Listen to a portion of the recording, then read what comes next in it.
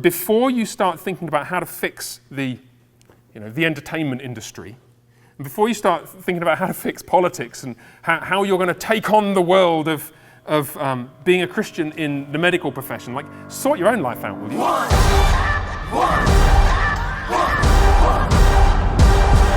Because if we're not on our knees before God confessing our sins, asking Him to cleanse and renew us, forget cultural influence. It will be cultural influence, but it won't be Christian cultural influence, will it?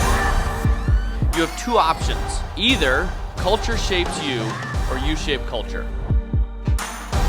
One of those two things are going to happen. There is no such thing as neutral. So God gave you a life, glorify God and advance His kingdom. The idea of not being able to be home for Christmas, the idea of not having family come for Thanksgiving, the idea of not being able to get together with everyone for the 4th of July, there's this kind of deep loyalty that you have to those moments. Well, here's the thing. Your mom and your dad have been the artists that put that together. Your mom put the smells in the air, okay? She put all those smells in there. She put the tastes on the table that make you want to be in a certain place that has you like, I have got to be there. That's artistry. That's a true artistry that compels you in a certain direction and creates your loyalties. You want to do that for the world.